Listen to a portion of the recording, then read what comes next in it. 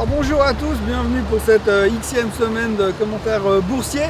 Alors c'est des semaines qui sont toujours assez particulières parce qu'on a un peu l'impression, enfin moi j'ai un peu l'impression qu'on se répète et que c'est toujours un peu les mêmes histoires.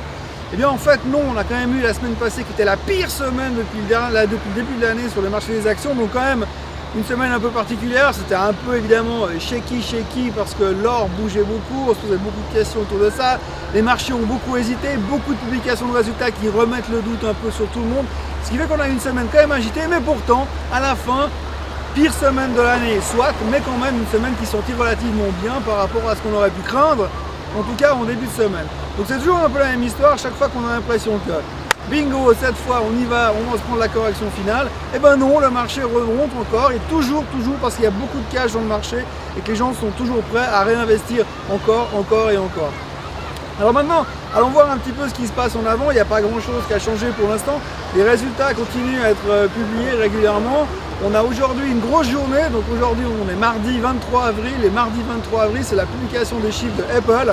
Donc ce soir c'est le soir du jugement de paix.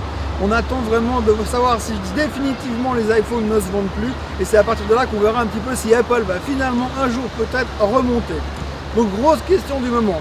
Maintenant deuxième chose, alors j'ai eu la chance aujourd'hui d'avoir l'occasion de participer à une présentation où j'ai pu rencontrer et voir monsieur Marc Faber qui est, pour ceux qui ne le connaissent pas, Dr Gloom, Doom and Boom. En gros un des plus gros blagues du marché, un des plus gros négatifs sur le marché en ce moment. Tout le monde est relativement prudent, mais lui alors il est carrément destructeur. Alors il est convaincu que dans les années qui vont venir, on va avoir un crash majeur sur les marchés financiers.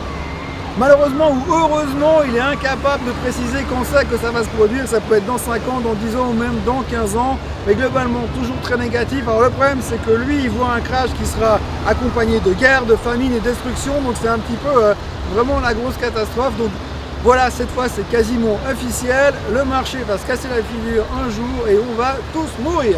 Donc voilà, c'est un peu ce qui se passe en ce moment. Les marchés restent relativement calmes.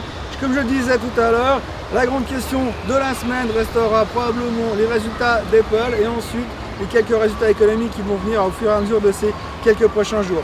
Toujours beaucoup d'hésitation, mais toujours énormément de soutien au niveau des achats sur les actions parce que les gens restent quand même extrêmement bourrés de cash, tout simplement. Donc à la première opportunité de baisse, on rachète pour le moment et il n'y a rien qui nous dit que c'est terminé, malgré les chiffres économiques qui, je le répète, continue à être globalement mauvais. On est toujours en train de se dire oui, mais cette fois on a vu le fond, on va donner un grand coup de pied au fond de la mer et on va rebondir.